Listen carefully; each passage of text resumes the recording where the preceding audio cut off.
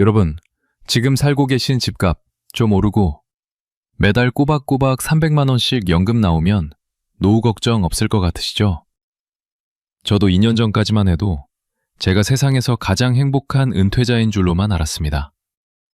남부럽지 않은 30년 교직 생활에 퇴직할 때 받은 훈장, 그리고 매달 통장에 찍히는 300만 원의 연금까지. 그런데 저는 지금 왜 경기도 부천에 번듯한 아파트를 떠나 이곳 천안 성남면의 낡은 시골집에서 호미를 쥐고 있을까요? 제가 자식들에게 효도를 받은 걸까요? 아니면 기적처럼 인생을 다시 찾은 걸까요? 아니면 그저 평생을 바친 노후 자산을 자식이라는 늪에 전부 쏟아붓고 도망친 낙오자일까요? 오늘 제 이야기는 제가 은퇴 후 저지른 가장 뼈아픈 실수에 대한 고백입니다. 2달 전쯤이었을 겁니다.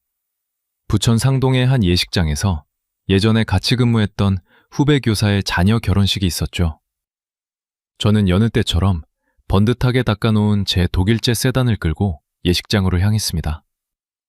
정년 퇴직하고 2년이 지났지만 아직 제 어깨에는 교감 선생님이라는 자부심이 빳빳하차 들어가 있었거든요. 축의금 명부에 이름을 올리고 화장실에 들러 거울을 보며 넥타이를 고쳐매고 있었습니다. 그때였어요. 사로 안에서 들려오는 후배 교사들의 목소리가 제 심장을 그대로 찔렀습니다. 야, 방금 김동현 교감님 봤냐? 저 세단 아직도 끌고 다니시네. 말도 마. 저 차 푸알부라 매달 나가는 돈만 180만 원이 넘는데 저번에 대출 상담받는 거 봤다는 소문도 있어. 에이, 설마. 연금이 300만 원이나 나오는데? 그 연금이 무슨 연금이야? 손주 학원비 셔틀 연금이지. 딸 내 영어 유치원비 대주고 아들 내 마이너스 통장 메꿔주느라 정작 본인은 카드 리볼빙으로 버틴다더라. 인생 참. 저렇게 겉만 번지르하게 살면 뭐하나. 속은 다 타버린 강정인데. 그 말을 듣는 순간 제 손이 부들부들 떨려서 세수도 못하고 그대로 화장실을 빠져나왔습니다. 뒷덜미가 화끈거리고 심장이 터질 것 같더라고요. 식장 안으로 들어가지도 못하고 주차장에 세워둔 제 차 운전대를 잡았는데 그 가죽 시트의 촉감이 그렇게 차가울 수가 없었습니다. 이 차가 제품인 줄 알았는데 알고 보니 제 목을 조르는 밧줄이었던 겁니다. 문제는 여기서 끝이 아니었습니다. 그날 저녁 집에 돌아오니 아내 희자가 거실 바닥에 앉아 무릎에 파스를 붙이고 있더군요. 제가 물었습니다. 당신 무릎 아프다면서 병원은 갔다 왔어? 희자가 고개도 못 들고 작게 말하더라고요. 병원비 5만 원이 아까워서 그냥 약국에서 파스 샀어요. 다음 주에 우리 손주 장난감 사주기로 했잖아요. 그 말을 듣는데 가슴 한구석이 텅 비어거리는 기분이었습니다. 알고 보니 제가 누리고 있던 그 모든 허세와 자식들의 웃음소리는 제 아내의 연골과 제 노후의 피 같은 돈을 깎아 만든 가짜 행복이었습니다. 매달 300만 원이라는 적지 않은 돈이 들어오는데도 왜 우리 부부는 매달 카드 결제일만 되면 죄인처럼 고개를 숙여야 했을까요? 혹시 여러분 중에도 저처럼 자식들 뒷바하지 않느라 정작 본인 무릎에 파스 한 장 붙이는 것도 망설이는 분 계신가요? 아니면 자식들에게 우리 아빠 최고라는 소리 한번 들으려고 무리하게 대출까지 받아가며 허세를 부리고 계시지는 않나요? 제가 2년 만에 8억 원을 날려버리고 이곳 시골로 내려오게 된 그 결정적인 실수, 그리고 그 과정에서 겪었던 처절한 배신감과 깨달음. 오늘 제가 하나도 숨김없이 다 말씀드리겠습니다. 끝까지 들어보시면 여러분의 노후는 저와 같지 않을 겁니다. 과연 저는 이 늪에서 어떻게 빠져나왔을까요? 그리고 지금 제 곁에는 무엇이 남았을까요? 30년이라는 세월이 참 빠르기도 하더군요. 부천의 한 고등학교에서 교감으로 정년 퇴임을 하던 날, 제 어깨에는 빳빳하게 풀이 죽지 않은 정장만큼이나 자부심이 가득 차 있었습니다. 평생 아이들을 가르치며 정직하게 살았고 남부럽지 않은 사항 연금 300만 원이 보장된 노후. 거기에 퇴직수당으로 나온 일시금 2억 원은 제 인생의 마지막 훈장처럼 느껴졌습니다. 그날 퇴임식을 마치고 집에 돌아오니 아내 희자가 정성스럽게 고기 반찬을 차려놓았더라고요. 저는 식탁에 앉아 호기롭게 말했습니다. 여보, 이제 우리 끝이야? 매달 300만 원씩 나오는데 뭐가 걱정이야? 희자는 그저 웃으며 제 잔에 술을 한 잔 따라주었죠. 문제는 그 다음이었어요. 퇴직하고 딱 일주일이 지났을 무렵입니다. 서울에서 직장 생활을 하던 아들 민수와 인천에서 시집가 살던 딸 지영이가 약속이라도 한 듯 주말에 부천 집으로 찾아왔습니다. 오랜만에 온 가족이 모여 갈비를 뜯는데 아들이 슬그머니 제 눈치를 보며 말을 꺼내더군요. 아버지, 저 이번에 전세 만기돼 대출이자가 너무 올라서요. 옆에 있던 딸아이도 기다렸다는 듯이 거들었습니다. 아빠, 우리 첫째 영어 유치원 보내야 하는데 교육비가 장난이 아니네. 저는 그 순간 가장으로서의 마지막 위험을 보여주고 싶었습니다. 내 수중에 있는 퇴직수당 2억 원이 생각났거든요. 걱정하지 마라. 아빠가 퇴직금 받은 거 있지 않냐? 1억 원씩 나눠줄 테니 전세금 보태고 애들 가르쳐라. 아내 희자가 깜짝 놀라 제 허벅지를 꼬집었지만 저는 아랑곳하지 않고 말을 이어갔습니다. 야, 이 아빠가 사학연금 300만 원 받는 사람이야? 너희들 힘들다는데 내가 가만히 있겠냐? 그때 아들과 딸의 눈빛을 잊을 수가 없습니다. 세상에서 우리 아버지가 최고라며 지켜세우는데 그게 뭐라고 제 어깨가 천장을 뚫을 듯이 솟아오르더라고요. 생각처럼 쉽지 않았어요. 그 돈이 우리 부부의 유일한 비상금이자 나중에 혹시 모를 병원비라는 걸 그때는 왜 몰랐을까요? 여러분, 혹시 저처럼 자식들 힘든 모습에 본인 주머니 사정 생각 안 하고 덜컥 큰 돈 내주신 분 계신가요? 그게 사랑인 줄 알았는데 지나고 보니 자식들 버릇을 망치고 우리 노후를 갉아먹는 첫 단추였던 겁니다. 다음날 바로 은행에 가서 1억 원씩 송금을 해줬습니다. 통장에 찍힌 잔고가 텅 비어버리는 걸 보면서도 제 마음은 이상하게 든든했습니다. 이제 연금만 잘 관리하면 되겠지라는 안일한 생각뿐이었죠. 그런데 제 허세는 거기서 멈추지 않았습니다. 학교 다닐 때 타던 낡은 국산차를 보며 자식들이 한마디 하더군요. 아빠, 이제 교감님 체면도 있으신데 차 좀 바꾸세요. 요즘 은퇴하신 분들 다 외제차 타시더라고요. 그 말에 귀가 번쩍 뜨였습니다. 아직 나는 건재하다는 걸 세상에 보여주고 싶었나 봅니다. 결국 저는 부천 상동에서 가장 크다는 자동차 전시장을 찾아갔습니다. 번쩍거리는 독일제 세단 앞에 서니 마치 제가 다시 현직으로 복귀한 것 같은 착각마저 들더군요. 영업사원이 다가와 말했습니다. 아버님, 연금 300만 원 나오시면 풀할부로 하셔도 한 달에 180만 원이면 충분합니다. 이 정도 차는 타셔야죠. 알고 보니 그게 아니었어요. 차값만 문제가 아니었습니다. 취등록세 비싼 보험료, 그리고 기름값까지. 하지만 저는 자식들 앞에서, 그리고 동료 교사들 앞에서 나이 정도 사는 사람이야 라는 걸 증명하고 싶어 덥석 계약서에 사인을 하고 말았습니다. 매달 나가는 할부금 180만 원, 남은 연금은 120만 원. 부천 32평 아파트 관리비와 생활비를 생각하면 턱도 없는 돈이라는 걸 계산조차 하지 않았습니다. 그저 번듯한 차키를 손에 쥐었을 때의 그 쾌감이 제 눈을 가려버린 겁니다. 아내 희자는 그날 이후로 가계부를 쓰며 한숨을 내쉬기 시작했습니다. 여보, 우리 정말 괜찮은 거 맞아요? 저축해둔 돈도 없는데 저는 오히려 화를 냈습니다. 당신은 왜 그렇게 째하게 내가 연금을 길바닥에 버리는 것도 아니고 우리 품위 지키는 건데. 그렇게 제 화려한 은퇴 생활은 빈 위에 쌓아 올린 모래성과 함께 시작되었습니다. 여기서 끝이 아니에요. 자식들은 자기들에게 준 1억 원이 부모님의 마지막 피땀이라는 걸 금방 잊어버리더군요. 오히려 부모님이 외제차를 타고 다니니 우리 아빠 돈만 내라는 착각을 하게 만든 겁니다. 평일에는 친구들과 골프를 치러 다니고 주말에는 자식들 불러서 비싼 소고기를 샀습니다.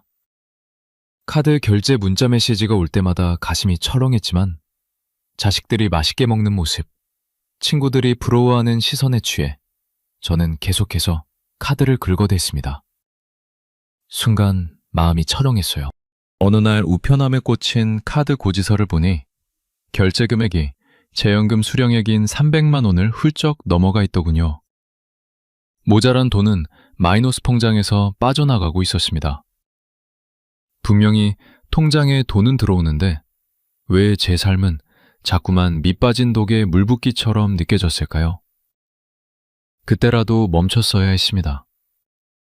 그때라도 아내에게 솔직하게 말하고 외제차를 팔고 자식들에게 지원을 끊었어야 했습니다. 하지만 저는 교감 선생님이라는 가짜 완장을 참아 내려놓을 용기가 없었습니다. 이게 제 노후가 무너져 내리는 처절한 서막이라는 걸 꿈에도 모른 채 말입니다. 사람 마음이라는 게 참 간사하더라고요. 처음 1억 원씩 손에 쥐어주었을 때는 금방이라도 업어줄 것처럼 굴던 자식들이었습니다. 하지만 그 고마움의 유통기한은 생각보다 훨씬 짧았습니다. 매달 연금 300만 원이 들어오는 날이면 제 휴대폰은 마치 약속이라도 한 듯 불이 납니다. 아들놈은 아버지, 이번에 손주 영어 캠프 보내야 하는데 조금 모자라네요. 하고 딸아이는 아빠, 이번에 시댁 제사가 있는데 체면 좀 세워주세요. 라며 애교 섞인 목소리로 전화를 겁니다. 그럴 때마다 제 속은 타들어갔습니다. 이미 제 통장은 독일제 세단 할부금 180만 원에 각종 보험료와 세금으로 구멍이 뚫린 상태였거든요. 하지만 저는 그놈의 교감 선생님 자존심 때문에 단 한 번도 돈 없다는 말을 못했습니다. 그래, 아빠가 연금 나오는데 그 정도도 못해주겠냐? 보내주마. 전화를 끊고 나면 제 손바닥엔 식은땀이 가득했습니다. 문제는 여기서 끝이 아니었습니다. 주말마다 부천 집으로 찾아오는 자식들은 이제 우리 집을 마치 무료 호텔이나 마트쯤으로 여기는 것 같았습니다. 한번 오면 소고기에 과일에 상다리가 휘어지게 차려내야 했죠. 그 비용만 한 번에 20만 원, 30만 원이 우습게 나갔습니다. 그런데 더 기가 막힌 건 집에 갈 때 자식들의 손이었습니다. 희자가 일주일 내내 다리 절뚝거리며 시장 바다가 만든 밑반찬이며 비싼 돈 주고 산 과일까지 몽땅 챙겨가더라고요. 심지어 냉동실에 있던 고기 한 덩이까지 싹 비우는 자식들 뒷모습을 보며 희자는 텅 빈 냉장고 앞에 멍하니 서 있곤 했습니다. 저는 그런 아내의 등을 보면서도 짐진 모르는 척 거실 TV 볼륨만 높였습니다. 여러분, 혹시 이런 기분 느껴보신 적 있으세요? 자식들이 반가우면서도 한편으로는 무서운 그 기분 말입니다. 아빠는 연금 나오잖나 라는 그 한마디가 제 심장에는 아빠는 우리한테 계속 줘야 하잖아 채찍질처럼 들였습니다. 알고 보니 그게 아니었어요. 제가 자식들에게 기꺼이 내준 그 돈들은 사실 제 돈이 아니라 아내 희자의 피눈물이었습니다. 어느 날 밤 화장실에 가려고 일어났는데 주방에서 부스럭거리는 소리가 들더군요. 나가보니 희자가 식탁에 앉아 아픈 무릎을 주무르며 가계부를 보고 있었습니다. 그 옆에는 뜯지도 않은 파스 한 장과 약봉투가 놓여 있었죠. 당신 무릎 수술해야 한다더니 약만 먹고 버티는 거야?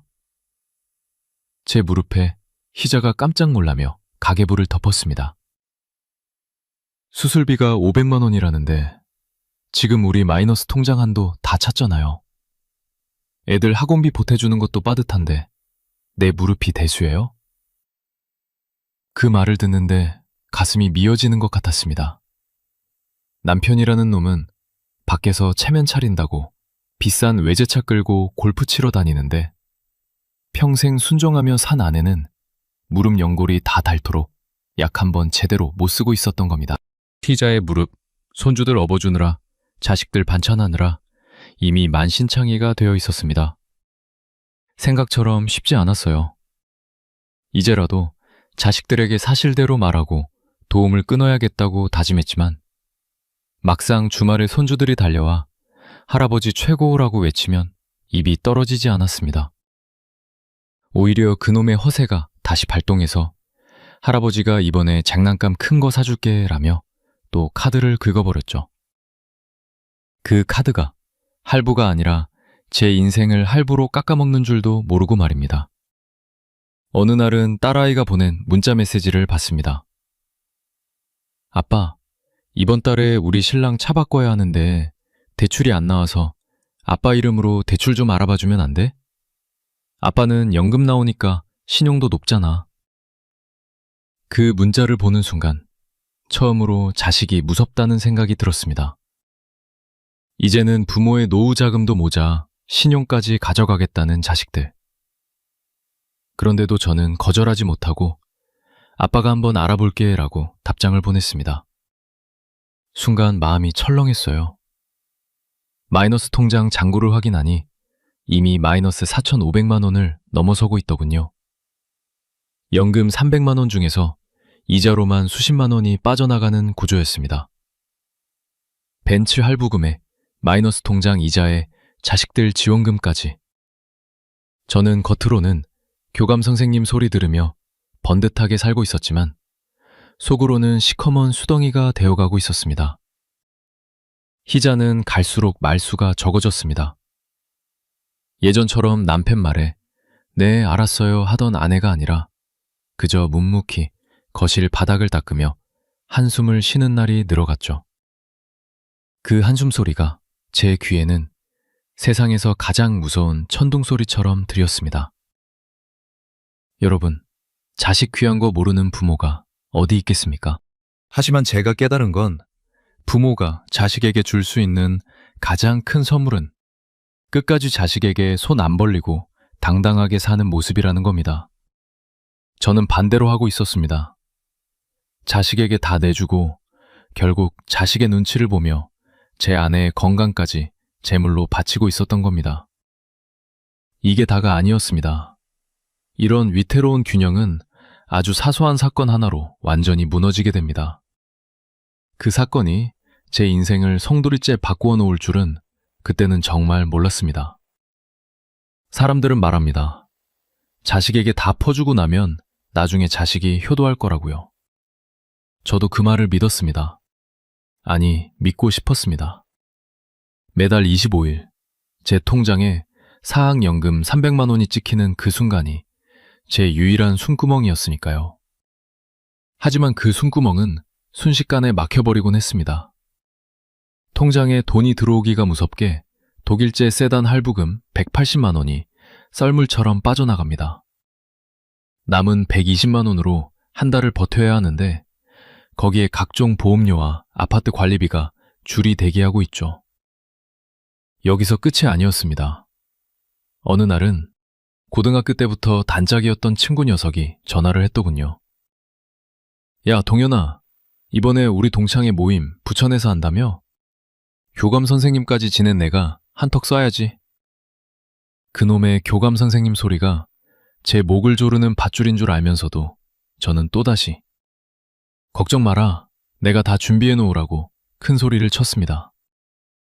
동창회 날 저는 번쩍이는 차를 끌고 약속 장소로 나갔습니다. 친구들은 제 차를 보며 엄지를 치켜세웠죠. 역시 김교감은 다르네. 은퇴에도 품위가 있어. 그 칭찬 한마디에 취해 저는 그날 40만 원이 넘는 술값에 시원하게 카드로 긁었습니다. 제 아내 희자가 마트에서 100원이라도 아끼려고 떨리 채소를 고르는 줄은 꿈에도 생각지 못한 채 말입니다. 여러분, 혹시 여러분도 친구들 사이에서 있는 척 하느라 집에 돌아와 한숨 쉬어본 적 없으신가요? 그 짧은 칭찬이 뭐라고? 우리는 왜 그렇게 자기를 갉아먹으며 남의 눈을 신경 쓰는 걸까요? 저처럼 통장 잔고는 바닥인데 지갑만 두툼해 보이는 가짜 부자로 살고 계신 분들이 분명 있을 겁니다. 알고 보니 그게 아니었어요. 제가 친구들에게 산 건 술이 아니라 제 노후의 마지막 안전핀이었습니다. 집으로 돌아오는 길, 휴대폰에 날아온 카드 결제 문자를 보는데 손바닥이 축축하게 졌더군요. 결국 부족한 돈은 또다시 마이너스 통장에 대출 한도를 늘려 메꿨습니다. 희자가 조용히 묻더군요. 여보, 오늘 동창회에서 돈 많이 썼어요? 우리 이번 달 카드값 어떡해요? 저는 오히려 목소리를 높였습니다. 아, 내가 알아서 한다니까. 당신은 왜 자꾸 사람 피를 말려? 제 목소리가 커질수록 제 비겁함도 함께 커지는 기분이었습니다. 어떻게든 이 상황을 타개해 보려고 몰래 일자리를 알아본 적도 있었습니다. 하지만 60대 후반에 전직 교감이 할 수 있는 일은 많지 않더군요. 아파트 경비 자리를 알아봤지만 거기서 제자나 옛 동료를 마주칠까 봐 겁이 났습니다. 에이, 교감까지 한 내가 어떻게 그런 일을 해?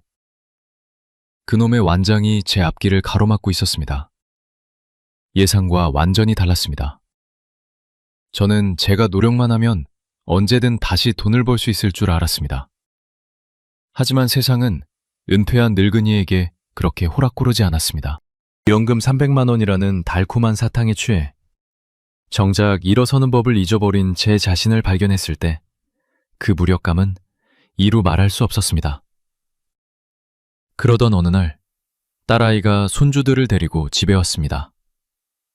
아빠, 나 이번에 이사하는데 가전제품을 좀 바꿔야 할 것 같아. 요즘은 비스포크인가 뭔가 그게 유행이라는데 아빠가 좀 도와주면 안 돼? 옆에서 해맑게 웃는 손주들을 보니 차마 안 된다는 말이 안 나왔습니다. 결국 저는 희자 몰래 주택담보대출을 조금 더 받기로 했습니다. 부천 아파트는 이미 제 자산이 아니라 자식들의 미래를 담보로 잡힌 거대한 빚더미였습니다. 이번만 도와주면 정말 마지막이야라는 딸의 약속을 저는 바보같이 또 믿었습니다. 순간 마음이 철렁했어요. 은행 창고에 앉아 서류에 도장을 찍는데 제 이름 석자가 왜 그렇게 무겁게 느껴지던지요. 교직 생활 30년 동안 아이들에게 정직과 성실을 가르쳤는데 정작 제 삶은 거짓과 허세로 가득 차 있었습니다. 대출금 3천만 원이 통장에 찍히는 순간 저는 잠시나마 안도감을 느꼈습니다. 이 돈이면 딸아의 가전도 해주고 남은 돈으로 밀린 카드값도 좀 메꿀 수 있겠다 싶었죠. 하지만 그건 아주 짧고 위험한 안도감이었습니다. 마이너스의 늪은 제가 발버둥 칠수록 더 깊게 저를 끌어당기고 있었습니다. 희자는 이제 제 눈도 마주치지 않았습니다. 제가 밤 늦게까지 거실에서 술잔을 기울여도 안방문은 굳게 닫혀 있었죠. 여러분, 노후의 가장 무서운 게 뭔지 아십니까? 돈이 없는 것도 무섭지만 가장 가까운 사람에게 신뢰를 잃고 외톨이가 되는 것입니다. 저는 벤츠라는 껍데기와 자식들의 찬사라는 신기루를 줬다가 제 옆을 지켜주던 평생의 동반자를 잃어가고 있었습니다. 이게 다가 아니었습니다. 평화로운 척 유지되던 우리 가족의 가면이 어느 날 갑자기 찾아온 진짜 위기 앞에 산산조각이 나버리는 순간이 오고야 말았습니다. 그때 저는 깨달았습니다. 제가 지키려 했던 그 모든 것들이 얼마나 덧없는 것이었는지를요. 사람이 궁지에 몰리면 지푸라기라도 잡고 싶어진다고 하죠. 주택보대출로 받은 3천만 원은 딸아의 가전제품 사고 밀린 카드값 좀 메꾼니 2달도 안 돼서 흔적도 없이 사라지더군요. 매달 25일이면 통장에 찍히는 연금 300만 원이 이제는 반가운 손님이 아니라 빚쟁이들이 빼앗아갈 먹잇감처럼 느껴졌습니다. 어느 날 부천 중동 신도시의 한 카페에서 우연히 옛 동료를 만났습니다. 그 친구는 저와 비슷하게 은퇴했지만 표정이 아주 밝고 여유가 넘쳐 보이더군요. 동현아, 너 아직도 그 연금만 믿고 사냐? 요즘 세상이 얼마나 좋은데? 정부에서 주는 지원금도 있고 우리 같은 사람들이 일자리도 많아. 그 친구의 말에 제 귀가 번쩍 뜨였습니다. 그 친구가 소개해 준 건 시니어 전문 컨설턴트라는 자리였습니다. 전직 교사나 공무원 출신들을 우대해주고 정부에서 복지 차원으로 운영하는 사업이라 체면도 서고 수입도 짭짤하다는 겁니다. 야, 내가 교감까지 했는데 그런 건 식은 죽 먹기지. 한 달에 200만 원은 그냥 가져간다니까? 그 순간 제 머릿속에는 장밋빛 미래가 그려지기 시작했습니다. 그런데 말이에요. 그 자리에 들어가려면 무슨 전문과 교육과정을 이수해야 하는데 그 교재비와 수수료로 수백만 원이 든다는 겁니다. 보통 사람 같으면 의심부터 했겠지만 당시 저는 벤처 할부금과 마이너스 통장 이자에 눈이 멀어 있었습니다. 그래, 500만 원 투자해서 매달 200만 원씩 벌면 석 타이면 본전 뽑네. 저는 또다시 희자 몰래 남은 비상금을 털어 그 돈을 보냈습니다. 여러분, 혹시 은퇴 후에 쉽게 돈 벌 수 있다는 말에 마음 흔들려 본 적이 있으세요? 특히 우리처럼 평생 학교나 직장에만 있던 사람들은 세상 물정이 어두워서 이런 유혹에 너무나 취약합니다. 내가 왕년에 어떤 사람이었는데 나를 속이겠어? 라는 그 오만한 생각이 가장 큰 화근인 줄 그때는 몰랐습니다. 문제는 여기서 끝이 아니었습니다. 제가 헛된 희망에 부풀어 교육을 받으러 다니는 동안 아내 희자의 행동이 이상해졌습니다. 매일 아침 일찍 집을 나서는데 물어봐도 그저 동네 친구랑 운동하러 가요 라고만 답하더군요. 어느 날은 희자의 가방에서 마트 유니폼 같은 조끼가 삐져나온 걸 봤습니다. 알고 보니 희자는 제가 저지른 빚을 조금이라도 갚아보겠다고 집 근처 대형마트에서 계산원 아르바이트를 시작한 거였습니다. 평생 집안일만 하던 사람이 60이 넘은 나이에 하루 종일 써서 손님들에게 고개를 숙이고 있었던 거죠. 남편이라는 놈은 밖에서 전문가 소리 듣겠다고 헛돈을 쓰고 있는데 아내는 그 돈을 메꾸려 무릎 통증을 참으며 일하고 있었습니다. 생각처럼 쉽지 않았어요. 제가 받은 컨설턴트 교육은 사실상 다단계와 다를 바 없었습니다. 교육이 끝나가니 이번에는 주변 사람들에게 무슨 보험이나 연금 상품을 팔아오라고 하더군요. 교감 선생님 소리 듣던 제가 친구들에게 전화해서 보험 하나만 들어줘 라고 사정해야 하는 처지가 된 겁니다. 저는 차마 그 짓은 못하겠더라고요. 결국 제가 투자한 500만 원은 공중으로 날아갔고 저는 다시 빈손이 되었습니다. 희자에게는 차마 사실대로 말하지 못하고 사업이 좀 미져지네 라고 둘러댔습니다. 비겁한 저는 여전히 벤츠를 타고 마트 근처를 지나가면서도 혹시라도 유니폼을 입은 희자를 마주칠까봐 고개를 돌렸습니다. 여러분, 노후의 한 방을 노리는 것만큼 위험한 게 없습니다. 연금 300만 원이 적은 돈이 아닌데 그걸 지키지 못하고 자꾸 밖으로 눈을 돌리는 순간 지옥문이 열리는 겁니다. 저는 그 지옥문에 발을 들이밀고서도 곧 해결되겠지라는 근거 없는 낙관론에 빠져 있었습니다. 여기서 중요한 게 있어요. 희자가 번 돈으로 겨우겨우 메꿔가는 일상은 오래가지 못했습니다. 오히려 제가 버려놓은 일들이 눈덩이처럼 불어나 감당할 수 없는 수준에 이르렀을 때 제 아들 민수가 찾아와 뜻밖의 제안을 했습니다. 아버지, 차라리 부천집을 정리하고 우리 근처로 오시는 게 어때요? 그 제안이 제 노후를 구원해줄 동화줄인 줄 알았습니다. 자식이 부모를 생각해서 내놓은 기특한 해결책이라고 믿었죠. 희자도 처음으로 밝은 표정을 지으며 그래요 여보, 이제 욕심 버리고 애들 가까이서 소박하게 살아요 라고 했습니다. 저는 그 말을 믿고 평생 일궈온 부천의 아파트를 매물로 내놓았습니다. 하지만 그게 다가 아니었습니다. 이 결정이 제 인생을 다시는 돌이킬 수 없는 낭떠러지로 밀어버릴 줄은 그때는 정말 꿈에도 몰랐습니다. 부천 상동에서 20년 넘게 살았던 아파트를 내놓으니 마음이 참 묘하더군요. 벽지 구석구석 아이들 낙서며 희자와 함께 고생해서 늘려온 집이었는데 말입니다. 다행히 입지가 좋아서 집은 금방 나갔습니다.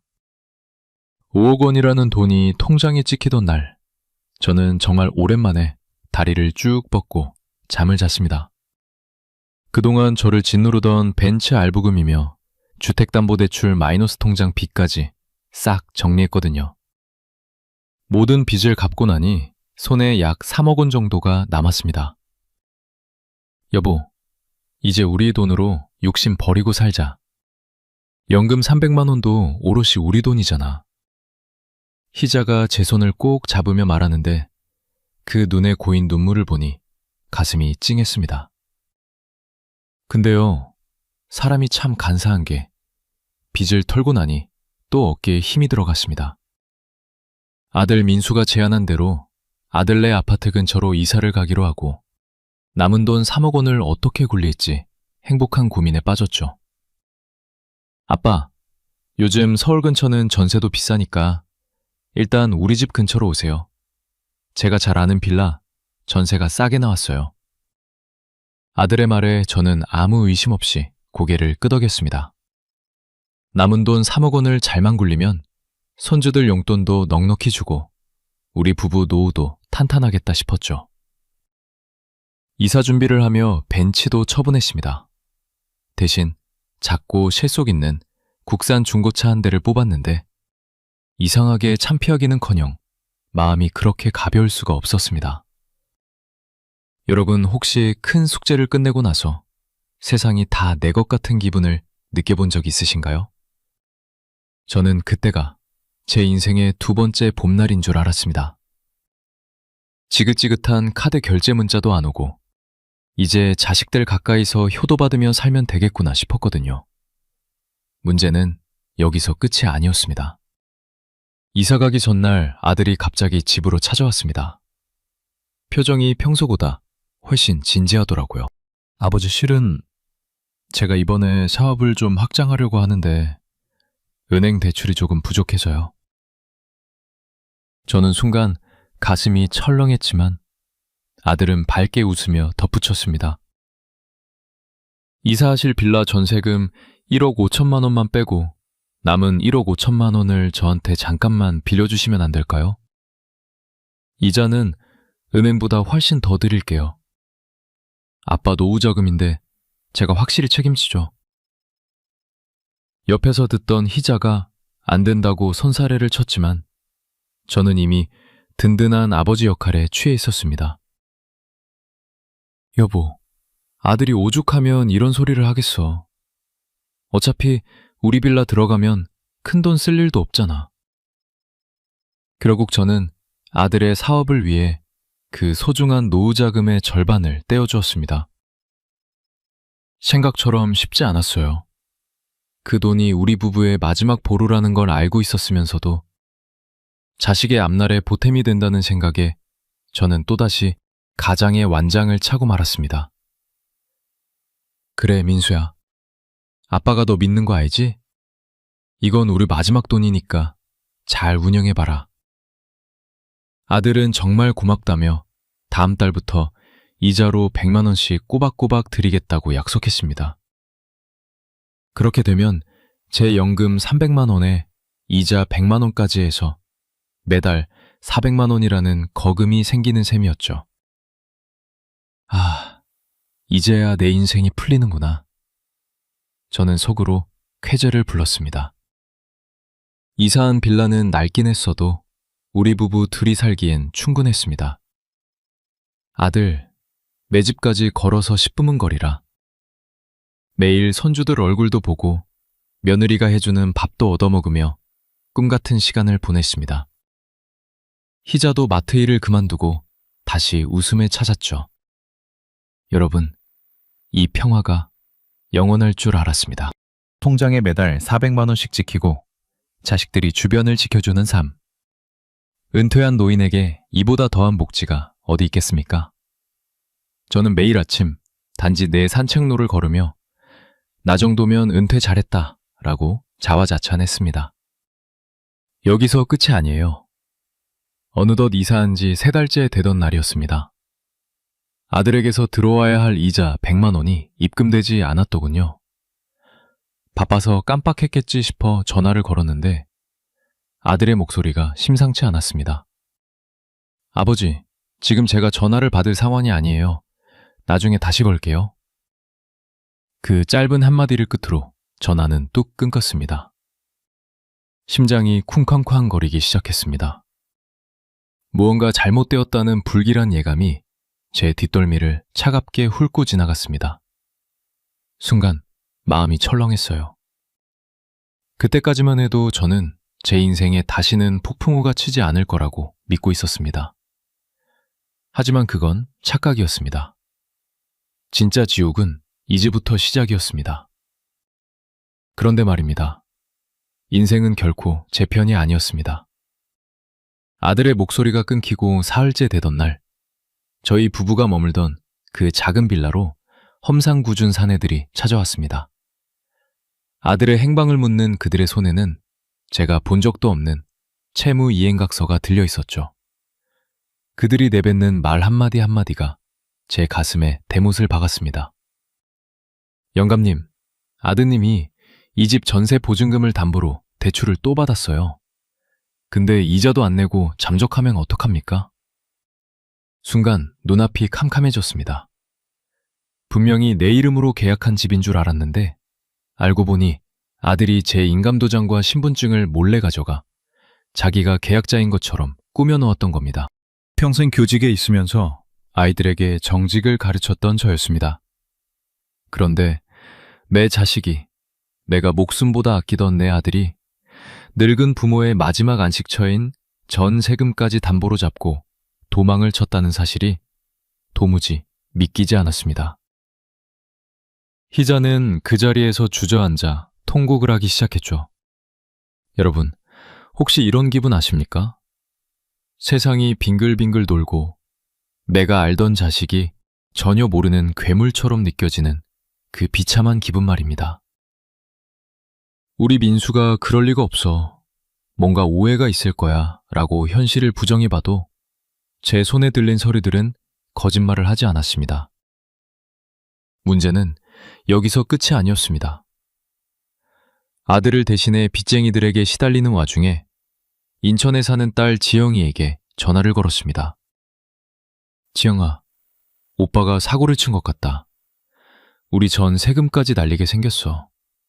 너희 집에 잠깐이라도 머물 수 있겠니? 딸아이의 대답은 제 영혼을 갈기갈기 찢어 놓았습니다. 아빠, 우리도 지금 힘들어. 오빠 때문에 우리까지 엮이면 어떡해? 그리고 우리 신랑 성격 알잖아. 아빠가 오면 이혼 아내만에 난리칠걸. 연금 300만 원이나 나오는데 어디 작은 방이라도 하나 구해서 나가봐.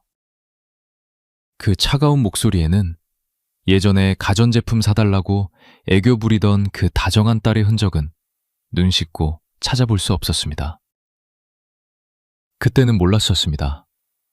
부모가 돈이 있을 때 받는 대접과 빈털터털리가 되었을 때 받는 대접이 이렇게 하늘과 땅 차이일 줄은요. 자식들에게 퍼졌던 그 수억 원의 돈이 효도가 아니라 저를 올가매는 덫이었다는 걸 이제야 뼈저리게 느끼고 있었습니다. 희자는 그날 이후로 밥을 한술도 뜨지 못했습니다. 여보, 우리가 애들을 잘못 키웠나 봐요. 그 돈 없어도 우리 연금으로 살면 되는데 왜 애들은 우리 마지막 피까지 빨아먹을까요? 아내의 앙상한 손을 잡고 저는 한마디도 할 수 없었습니다. 제 허세와 자존심 때문에 아내의 말을 듣지 않고 자식들에게 돈을 쏟아부는 제 자신이 죽도록 미웠으니까요. 순간 마음이 철렁했어요. 빌라 입구에는 빨간 딱지가 붙기 시작했고 아들과는 여전히 연락이 되지 않았습니다. 제가 가진 건 이제 매달 들어오는 연금 300만 원이 전부였지만 그마저도 아들이 제 명으로 받아놓은 고금리 대출이자로 자동이 되어 빠져나가고 있었습니다. 통장에 남는 돈은 겨우 40에서 50만 원 남짓. 부천에서의 그 화려했던 생활, 벤츠를 타고 골프장을 누비던 시절은 마치 전생의 일처럼 멀게만 느껴졌습니다. 이제 우리는 당장 길거리에 나앉아야 할 처지가 된 겁니다. 여러분, 노후에 가장 비참한 게 뭔지 아십니까? 돈이 없는 것보다 더 아픈 건 내가 평생을 바쳐 키운 자식들이 나를 짐덩어리 취급하며 외면하는 그 눈빛입니다. 그 눈빛을 마주하는 순간 제 인생 68년이 통째로 부정당하는 기분이었습니다. 생각처럼 쉽지 않았어요. 이 상황을 수습해 보려고 백방으로 뛰어다녔지만 법은 제 편이 아니었습니다. 자식에게 내준 돈은 증여로 간주되고 아들이 몰래 저지른 서류 조작도 가족 간의 일이라며 경찰조차 고개를 저었습니다. 여기서 끝이 아니에요. 절망의 구렁텅이에서 허우적대던 저희 부부에게 어느 날 밤 희자가 조용히 보다리를 싸며 말했습니다. 여보, 우리 부천 떠나요. 아무도 모르는 곳으로 가서 우리끼리 죽든 살든 해봐요. 자식들 얼굴 보는 거 이제 더는 못하겠어요. 그날 밤 저희는 평생을 살았던 경기도를 떠나 제 고향인 천안으로 향하는 막차에 몸을 실었습니다. 화려한 아파트도 번쩍이는 외제차도 믿었던 자식들도 모두 뒤로 한 채 말입니다. 과연 저희 부부는 이 지옥 같은 현실에서 다시 일어설 수 있을까요? 아니면 이대로 무너져 버리고 마는 걸까요? 부천에서 천안으로 내려오던 그날 밤은 제 평생 가장 길고도 추운 밤이었습니다. 평생 잃고 온 전세금이며 노후 자금을 자식놈 손에 다 들려보내고 손때 묻은 가오조차 챙기지 못한 채 트럭 한 대 몸을 실었죠. 천안 성남면, 제 고향이라고는 하지만 40년 만에 돌아온 그곳은 이제 저를 반겨주는 사람 하나 없는 낯선 타양이나 다름없었습니다. 도착한 시골집은 1억 8천만 원이라는 헐값에 걸맞게 마당엔 자풀이 무성하고 천장에서는 귀한 곰팡이 냄새가 났습니다. 9.32평 아파트에 번듯한 거실에서 독일제 세단차 키를 만지작거리던 제 모습이 마치 전생의 일처럼 아득하게 느껴졌습니다. 희저는 짐을 풀 생각도 못하고 먼지 쌓인 툇마루에 앉아 하염없이 논두렁만 바라보고 있었습니다. 문제는 여기서 끝이 아니었습니다. 위사하고 며칠 뒤 제 통장에 연금 300만 원이 찍혔습니다. 예전 같으면 이번 달엔 뭐 맛있는 거 먹을까 하며 웃었겠지만 지금은 그 숫자를 보는 것조차 공포였습니다. 아들이 제 이름으로 몰래 받아놓은 고금리 대출이자와 카드 리볼빙 결제 대금이 썰물처럼 빠져나갔기 때문입니다. 결국 제 손에 남은 건 60만 원 남짓이었습니다. 이 돈으로 한 달 식비며 시골집 수리비며 희자의 무릎 약값까지 해결해야 했습니다. 전직 교감 선생님이라는 자존심은 배고픔과 추위 앞에서 아무런 힘도 쓰지 못했습니다. 시골 장터에서 3,000원짜리 국밥 한 그릇 시켜 먹는 것도 망설여지는 처지가 되자 저는 비로소 제가 얼마나 깊은 낭떠러지로 떨어졌는지 실감했습니다. 동네 노인정 근처를 지나갈 때 들려온 마을 사람들의 수근거림이었습니다. 도시에서 교감까지 한 양반이 망해서 내려왔다며 저러다 금방 못 버티고 도망가겠지. 그 소리를 들으니 뒷덜미가 화끈거리고 심장이 터질 것 같았습니다. 교직 생활 30년 동안 받아온 존경과 예우는 이곳 천안 시골 마을에선 아무런 쓸모가 없는 껍데기일 뿐이었습니다. 알고 보니 그게 아니었어요. 제가 지키려 했던 건 품위가 아니라 허영이었습니다. 당장 먹고 살기 위해 저는 평생 잡아본 적 없는 호미와 삽을 들었습니다. 이웃집 밭에서 고추 다는 일을 도와주고 일당 몇만 원을 받는 산. 허리가 끊어질 것 같고 손톱 밑에 시커먼 흙이 박힐 때마다 저는 자식들에게 붙였던 억 단위의 돈들을 떠올리며 울음을 삼켰습니다. 여러분, 혹시 평생 펜대만 굴리던 손으로 흙바닥을 캐며 일해보신 적 있으신가요? 그 굴욕감과 처절함은 겪어보지 않은 사람은 모릅니다. 내가 어쩌다 이렇게 됐나 싶어 밤마다 소주 한 잔에 몸을 맡겼지만 옆에서 끙끙 앓으며 잠든 희자의 얼굴을 보면 죽고 싶어도 죽을 수가 없었습니다. 생각처럼 쉽지 않았어요. 가장 견디기 힘든 건 자식들의 침묵이었습니다. 우리가 천안으로 내려온 지 한 달이 지나도록 아들 민수도 딸 지영이도 전화 한 통 없었습니다. 돈이 있을 때는 매달 연금 날짜 맞춰서 안부 전화를 하더니 이제 빨아먹을 피가 없다는 걸 알자 부모를 죽은 사람 취급하며 외면해버린 겁니다. 어느 날은 너무 서러워서 딸아이에게 전화를 걸었습니다. 받자마자 들려오는 목소리는 예전에 그 애교 섞인 목소리가 아니었습니다. 아빠, 나 지금 바빠. 오빠 일은 오빠가 알아서 하겠지. 자꾸 전화해서 돈 빌려달라는 소리 할 거면 그냥 끊어. 차갑게 끊긴 전화기 너머로 들리는 뚜비 소리가 제 가심을 난도질하는 것 같았습니다. 순간 마음이 철렁했어요. 마당에 서서 하늘을 보는데 눈물이 왈칵 쏟아지더군요. 제가 자식들에게 준 건 돈이었지만 자식들이 제게 돌려준 건 텅 빈 통장과 절망뿐이었습니다. 희자는 제 뒷모습을 보더니 조용히 다가와 제 거친 손을 잡았습니다. 여보, 울지 마요. 자식 농사 실패한 게 당신 잘못만은 아니잖아요. 여러분, 자식에게 모든 걸 거는 건 내 인생의 운전대를 자식에게 맡기는 것과 같습니다. 그 운전대를 잡은 자식이 우리를 벼랑 끝으로 몰고 갈 때 우리는 아무런 저항도 할 수 없는 무력한 존재가 됩니다. 저는 68세의 나이에 비로소 그 무서운 진실을 깨달았습니다. 이게 다가 아니었습니다. 절망만 가득할 줄 알았던 이곳 천안에서 저희 부부는 예상치 못한 반전을 맞이하게 됩니다.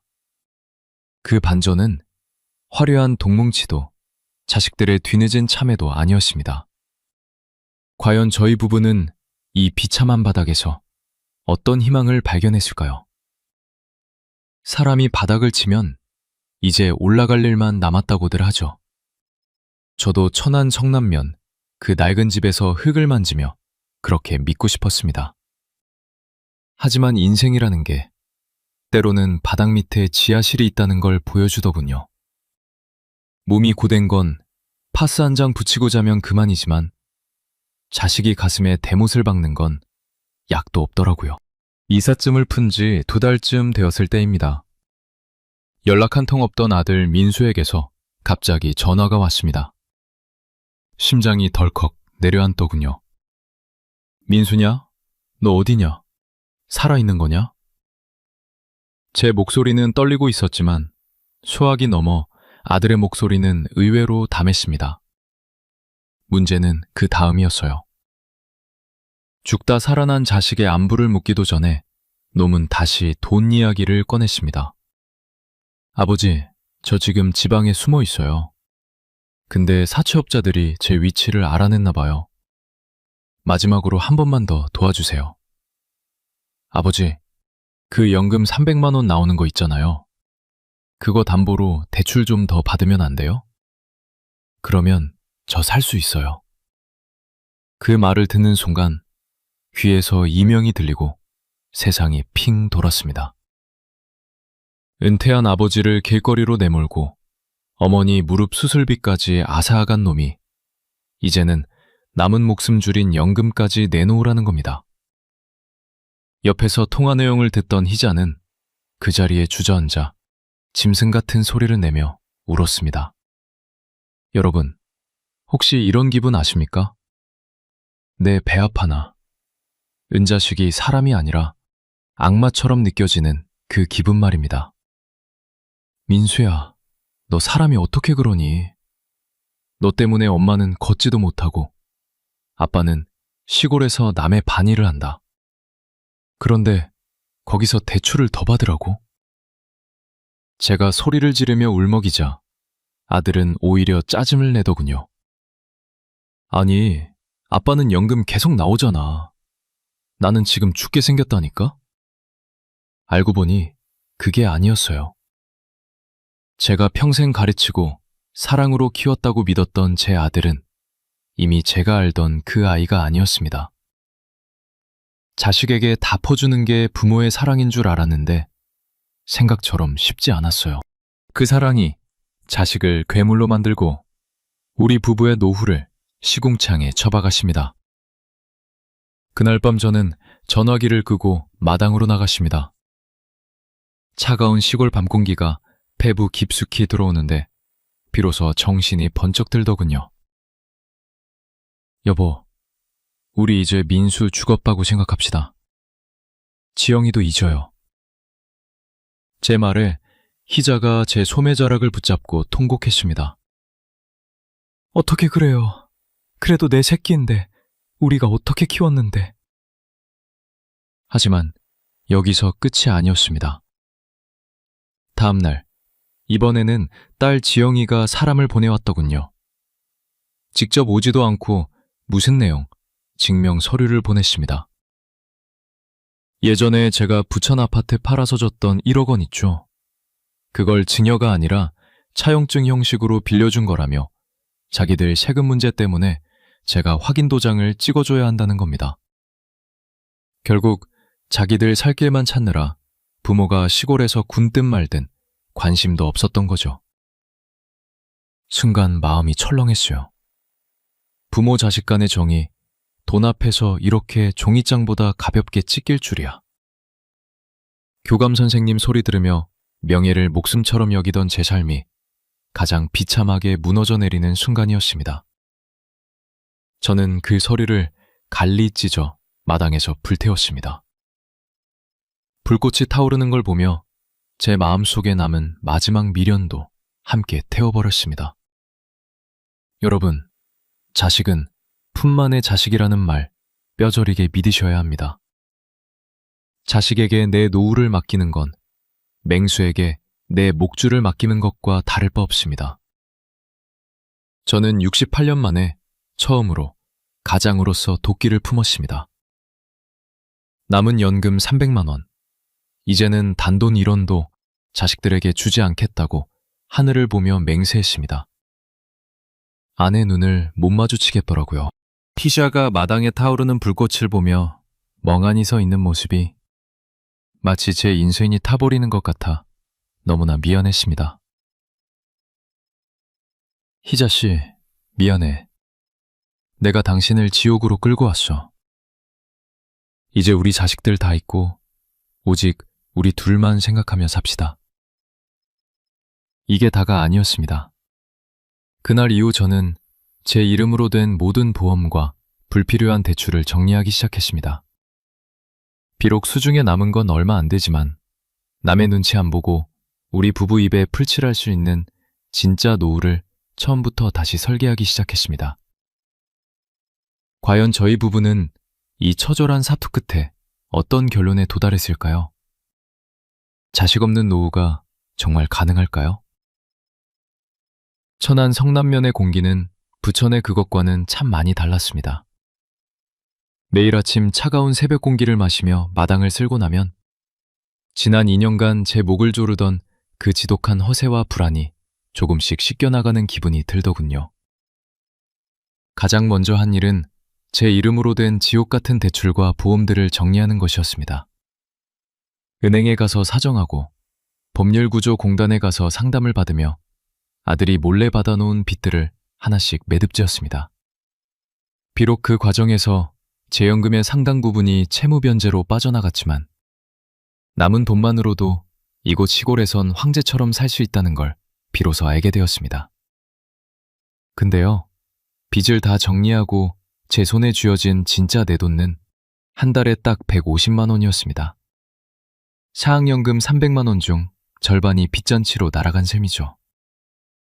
그런데 참 이상하죠. 부천에서 300만 원을 온전히 다 받을 때보다 이곳에서 150만 원을 쥐고 있는 찌끔이 훨씬 더 든든합니다. 독일제 세단 대신 낡은 경차 한 대를 중고로 샀습니다. 기름값 걱정 없이 천안 시내를 달리고 희자와 함께 근처 목천 장날에 가서 5,000원짜리 국밥을 사 먹습니다. 부천에서 동창들 술값으로 40만 원을 긁을 때는 손이 떨렸는데 여기서 희자에게 10,000원짜리 시장표 꽃무늬 몸빼 바지를 사줄 때는 세상 다 가진 것처럼 행복하더라고요. 여러분, 행복이라는 게 참 멀리 있는 게 아니더군요. 품미는 독일차 엠블럼에서 나오는 게 아니라 오늘 내가 먹을 밥값 걱정 안 하는 통장에서 나오는 거였습니다. 저는 68년 평생을 거꾸로 살았던 겁니다. 알고 보니 그게 아니었어요. 자식들에게 퍼준 돈이 제 노후를 보장해줄 보험인 줄 알았는데 그건 보험이 아니라 독약이었습니다. 이제 저는 자식들의 전화를 기다리지 않습니다. 가끔 지영이나 민수에게서 문자가 오기도 하지만 저는 더 이상 답장하지 않습니다. 아빠는 이제 죽고 없다. 너희들이 죽인 거나 다름없다라고 마음속으로 선을 그었습니다. 생각처럼 쉽지 않았어요. 천륜을 끊는다는 게 어디 말처럼 쉽겠습니까? 하지만 희자가 웃기 시작했습니다. 무릎 수술은 못했지만 시골 병원에서 물리치료 꾸준히 받고 텃밭에서 직접 기운 상추며 고추를 먹으니 희자의 얼굴색이 몰라보게 좋아졌습니다. 아내가 웃으니 저도 비로소 숨이 쉬어지더군요. 병원이 멀다는 생각에 그게 더 무섭더라고요. 처음 시골 내려올 땐 그게 제일 걱정이었는데 막상 살아보니 아픈 곳이 줄어듭니다. 남의 시선 신경 쓸 일 없고 자식들 전화에 가슴 조일 일 없으니 화병이 싹 나은 모양입니다. 요즘 제 하루는 아주 단순합니다. 아침에 일어나 텃밭 물 주고 오후엔 면사무소에서 운영하는 노인 복지 프로그램에 나가 비슷한 처지의 양반들과 바둑을 둡니다. 거기서는 제가 교감이었는지 벤츠를 탔는지 아무도 모릅니다. 그저 천안땡 영감님으로 불리는 게 그렇게 편안할 수가 없습니다. 여러분, 혹시 지금도 자식에게 뭐 하나 더 못해줘서 안달복다 하고 계신가요? 아니면 퇴직 후에 남들 눈이 무서워서 속은 골마가는데 번지르하게 버티고 계시나요? 제가 2년 만에 8억 원을 날리고 이곳 시골 구석으로 와서야 깨달은 건 내 인생의 주인은 나여야 한다는 겁니다. 여기서 끝이 아니에요. 비록 제 통장 잔고는 예전보다 줄었지만 제 마음의 잔고는 그 어느 때보다 가득 차 있습니다.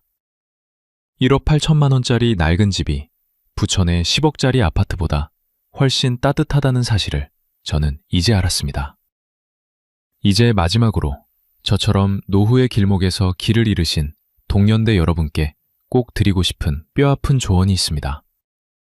제 눈물로 쓰니 교훈만큼은 꼭 기억해 주셨으면 합니다. 천안 성남면 산자락 아래로 해가 저무는 것을 보고 있으면 지난 2년의 시간이 마치 한바탕 꿈처럼 느껴집니다. 8억 원이라는 거액을 날리고 부천의 번듯한 아파트에서 쫓겨나듯 내려온 이 시골집. 처음엔 여기가 제 무덤이 될 줄 알았습니다. 그런데 말입니다. 인생은 참 알다가도 모를 일입니다. 모든 것을 잃고 나서야 비로소 제 인생의 진짜 주인이 누구인지 알게 되었으니까요. 여러분, 전직 교감까지 지낸 제가 제사를 깎아먹으며 얻으니 뼈아픈 교훈을 꼭 가슴에 새기셨으면 합니다. 노후의 연금 300만 원은 자식들 앞길 열어주라고 나라에서 주는 보너스가 아닙니다. 여러분이 마지막까지 인간답게 살다가 가라고 국가가 주는 생명줄입니다. 그 줄을 자식들에게 덜컥 넘겨주는 순간 여러분은 스스로 목을 조르는 꼴이 됩니다. 부모의 품위는 벤츠 엠블럼이 아니라 자식에게 아쉬운 소리 안 하는 통장 잔고에서 나옵니다. 제가 벤츠를 타고 골프장을 누빌 때 제 자식들은 저를 존경한 게 아니라 제 주머니를 보고 웃었던 겁니다. 돈이 마르자마자 차갑게 변하던 그 눈빛들. 여러분은 절대 그 눈빛을 마주하지 않으셨으면 좋겠습니다. 여기서 중요한 게 있어요. 자식은 결국 손님입니다. 잠시 우리 품에 머물다 제 살 길 찾아 떠나는 손님 말입니다. 그 손님 대접하겠다고 안방까지 매주고 나면 늙은 부부에게 남는 건 실린 무릎과 텅 빈 냉장고뿐입니다. 혹시 지금도 우리 애는 착해서 안 그래 라고 믿고 계신가요? 돈 앞에 장사 없고 제 자식 배고픈 거 앞에 부모 안 보이는 게 요즘 세상입니다. 문제는 그 다음이었어요. 자식에게 다 퍼주고 나면 정작 내 옆을 지켜줄 단 한 사람, 내 배우자의 인생까지 망치게 됩니다. 제 아내 희자는 저 때문에 무릎 연골이 다 닳도록 마트에서 일했습니다. 저는 그게 미안해서 매일 밤잠을 설칩니다. 여러분, 자식보다 귀한 건 평생 매 수발 들어줄 내 옆의 영감, 내 옆의 할멈입니다. 그 사람 병원비, 그 사람 약값만큼은 하늘이 무너져도 지키셔야 합니다. 알고 보니 그게 아니었어요. 노후의 가장 큰 복지는 나라에서 주는 지원금도 아니고 자식의 효도도 아닙니다. 내가 내 돈으로 당당하게 병원 가고 내가 내 돈으로 친구들에게 커피 한 잔 살 수 있는 그 경제적 독립이 최고의 복지입니다. 연금 300만 원. 그거면 시골에서선 안 부럽지 않게 삽니다. 욕심만 버리면 그놈의 체면 내려놓으면 60대, 70대 인생도 충분히 화창할 수 있습니다. 생각처럼 쉽지 않았어요.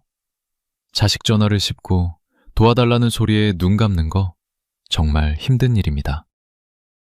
하지만 제가 해보니 그게 자식을 진정으로 돕는 길이기도 하더군요. 부모가 든든하게 버티고 있어야 자식들도 제 힘으로 일어설 국리를 합니다. 제가 저주를 끊지 않으니 제 아들은 40이 다 되도록 부모 대출에 기대됐던 겁니다. 여러분, 제 이야기가 조금은 매정하게 들리실지도 모르겠습니다. 하지만 이게 8억 원을 버리고 얻은 제 인생 마지막 수업의 핵심입니다. 오늘 제 고백이 여러분의 소중한 노후를 지키는 방패가 되게 간절히 바랍니다. 첫째, 연금은 내 생명줄이다. 자식의 사업자금이나 교육비로 단 1원도 떼어주지 마세요. 둘째, 허세는 독약이다. 남들 눈에 비치는 모습보다 내 통장의 실질적인 잔고가 내 품위를 결정합니다. 셋째, 배우자가 1순위다. 자식은 떠나도 내 곁을 지킬 사람은 오직 배우자뿐임을 잊지 마세요. 천안 성남면의 밤하늘은 참 맞습니다. 비록 예전처럼 화려한 식탁은 아니지만 희자와 마주 앉아 된장찌개 하나 놓고 먹는 이 저녁이 제 인생에서 가장 답답하지 않은 식사 시간입니다. 여러분도 부디 껍데기뿐인 허세에서 벗어나 진짜 평온한 노후를 찾으시게 진심으로 응원합니다. 오늘 제 이야기가 조금이라도 가슴에 와닿으셨다면 주변에 자식 걱정으로 잠 못 이루는 친구분들께도 이 영상을 공유해 주세요. 구독과 좋아요는 제가 이 시골집에서 여러분께 더 진솔한 이야기를 전하는데 큰 힘이 됩니다. 다음에 더 깊은 이야기로 찾아뵙겠습니다. 그때까지 모두 건강하시고 여러분의 통장을 꼭 지키십시오. 감사합니다.